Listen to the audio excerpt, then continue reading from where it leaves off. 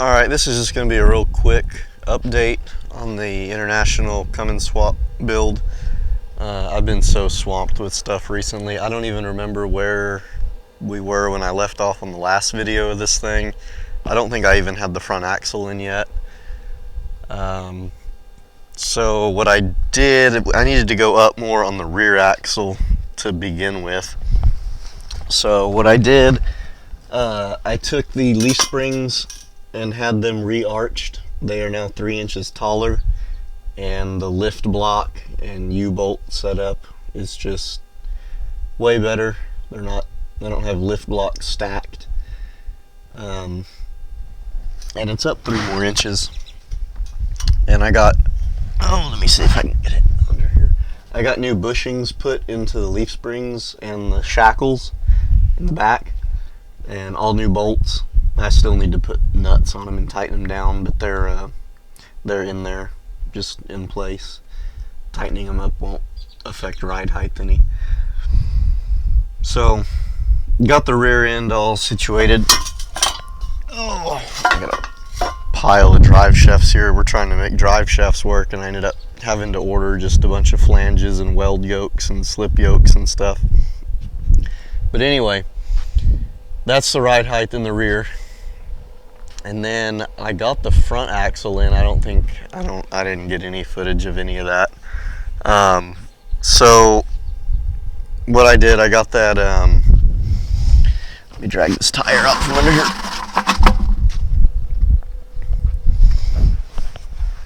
I got this front suspension kit with big heim joints and weld-on brackets and stuff, but it bolts to the factory mounting location on the Dodge axle. And yeah, I still need the caster washers there, which I'm going to run caster delete washers, because I adjust caster on the top bar that comes from there down to here. That's adjustable, and it affects the caster instead of the factory washers that adjust it. So anyway, I don't know if you can really tell on video, and I don't know where my angle finder is, but this bar right here is at like 5 or 6 degrees, and it's at ride height, so that's perfect. When you're setting up a front suspension, you don't want these bars to be any more than 10 degrees from that point to that point. You want them to be as like flat as possible for a smoother, real smooth ride. So this thing, we could lift this truck like another 6 inches before it started to get anywhere close to 10 degrees on these bars. So that'll ride real smooth. Then what I did, I got our donor truck, our 3rd gen. It was like an 08 or 07, something like that, Dodge donor truck. And I went and I cut the coil buckets off of the frame rail, and this international frame just so happened to be the perfect width. The frame rails are the perfect width apart. I just set these Dodge coil buckets up there, and they welded in just perfect. And I still got, some trimming to do to clean it up where they were welded on the Dodge frame, and I still got to finish welding all the beads all the way down. But they're welded up all the way around on the insides. And then, yeah, they just fit perfectly on there. So, got them in. I put in the coil springs that were on the Dodge, and it already had this, it's like a 2.5 or 3 inch leveling puck on it, and it just worked perfect. It fit. I just eyeballed it, and it fit. The truck's not higher in the front and lower in the rear. It's not nose down in the front. It sits perfectly level. My driveway is on a little angle, so, but yeah, it turned out perfect. So then what I did was I ordered some Bilstein 5100 shocks and some shock tower delete plates from FSD. What else did I do? This, I ended up, figured out I had to run like a Chevy C10 steering gearbox. It's off a two-wheel drive 80s model Chevy. Reason being was we had the International Harvester gearbox down here. I thought I was going to be able to run, but the way it was set up originally, it had push-pull steering, and I thought I could just turn the pitman arm 90 degrees and run a drag link, but the way the gearing is set up in that, it would have worked, but the way the gears turn, you would have turned the steering wheel left and the tires would have gone right, and vice versa. The gearing was backwards for the direction of steering.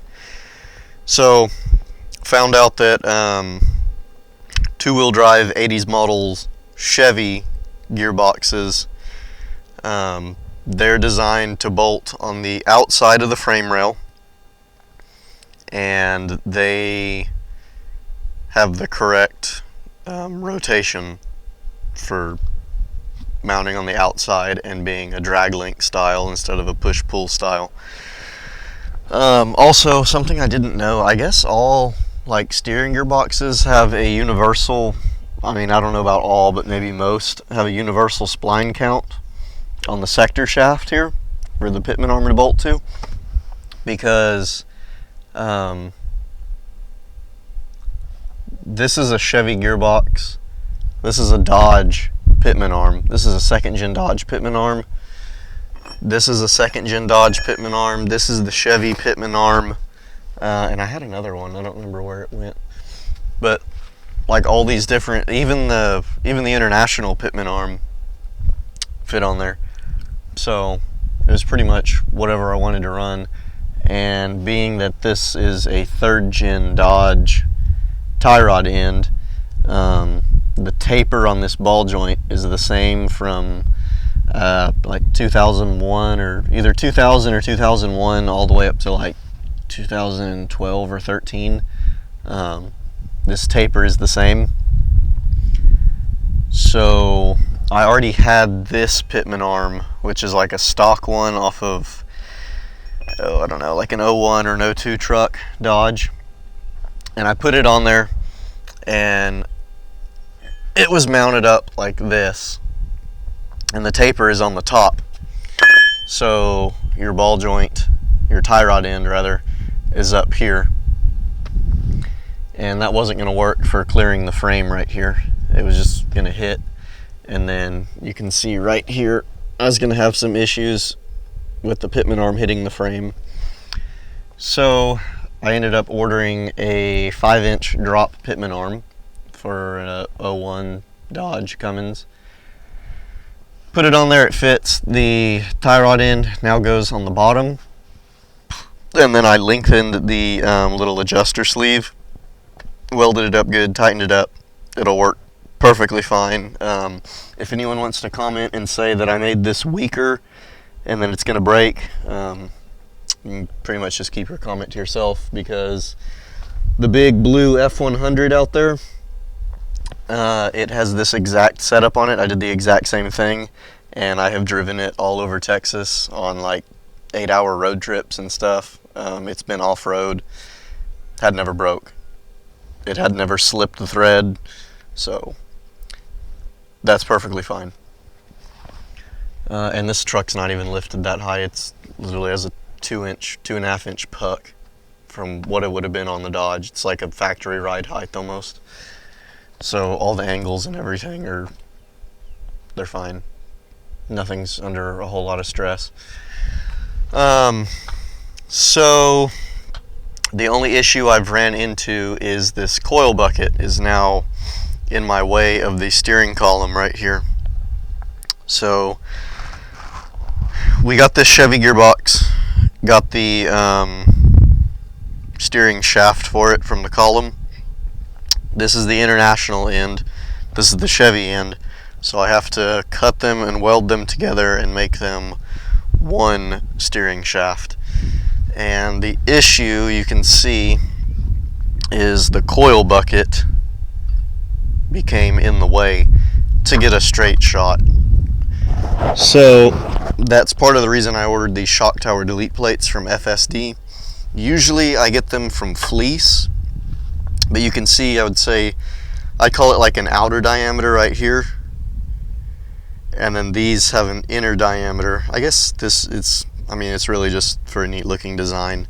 But I went with these because they have this smaller inner diameter that ties it all together, and I knew I was going to need to cut this one out a little bit, and I'll cut it here and here just so there's not like a sharp edge or anything. But cutting this little ring out, it's not going to affect it or anything. This is like 3/16 plate or whatever, 3/8. It's plenty strong. So I had to trim a little there. I got into the edge of the coil bucket, cut down a good ways. This is what you can see, this is how much material it takes to clear it. So that way it can still be at a straight shot. And I got the gearbox tilted up a little right now, but or down, it goes way up. So I'm probably going to end up cutting a lot more of this out. And I'm afraid at some point it's going to weaken this coil bucket. So what I'm going to do, actually, I'm going to cut a lot more of it out, and then I'm going to lay a piece of pipe in there cut long ways. So imagine like a half moon shaped piece of pipe laying in there, and then welded on the edges to reinforce it back, and this piece laying through the pipe, kind of. I don't know, you kind of got a picture in your head. That's the best way I can describe it. But anyway, so the steering's almost done. I'm trying to get this set up. The drag link and pitman arm are good, and then I got to get the gearbox mounted. See, I got one bolt holding it on down here.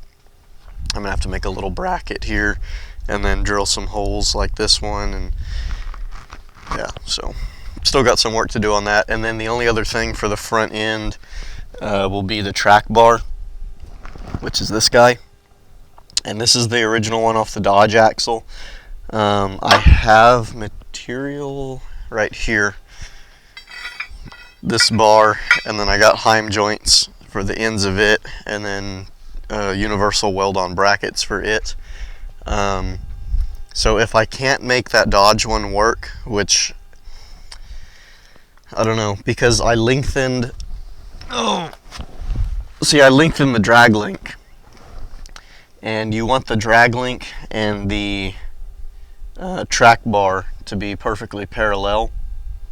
It doesn't matter what your ride height is. If it was lifted 8 inches, 12 inches, if you have a 2-inch leveling kit on whatever, you always want those two bars to be perfectly parallel so you don't get bump steer.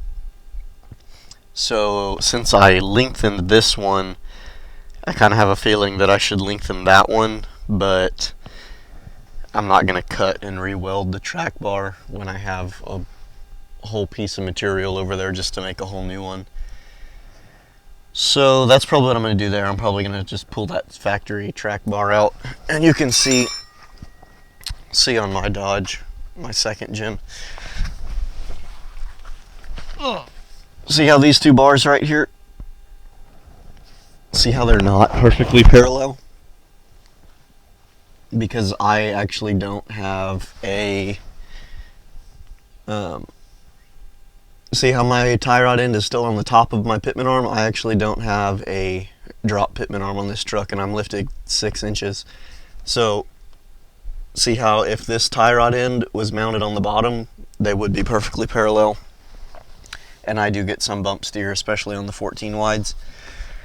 So it's just a matter of making everything perfect on this truck, since it's all pretty much starting from scratch anyway. I mean, I just deal with it on this truck. It's a little bit of bump steer. I mean, you drive it for 100,000 miles, you get used to it. But on something like this, where it's all new parts and you're doing all the fab work, you might as well make it all perfect the first time. So I just wanted to make a quick little update on this because I haven't done a video on it in a while, and actually I've been taking videos they just get lost in my camera roll, and I haven't edited or uploaded any of them.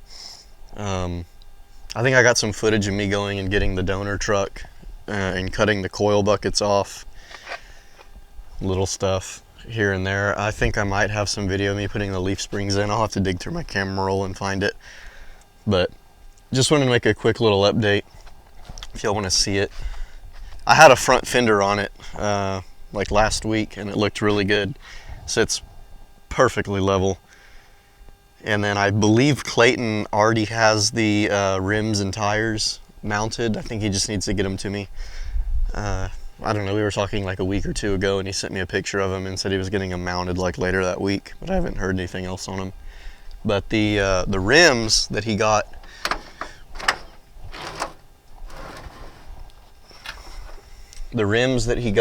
he got them, I mean, it's kind of dirty in here. He got them powder coated to match this like champagne color, and all this will clean up. I mean, it's just an old truck that's been sitting. He pretty much dug it out of a barn and brought it straight over here. But yeah, this like, say the truck's white, and then like the dash and everything is like this champagne color. The rims that he got are powder coated to match that, and we're running 35-inch tires. I don't know what tires he went with, either street tires, all-terrains, mud tire, I have no idea. But anyway, so pretty soon it's going to start looking really good with the front clip. The front clip is not far from being put back on, and then all matching rims and tires. So let me know what you guys think. There's a little update video.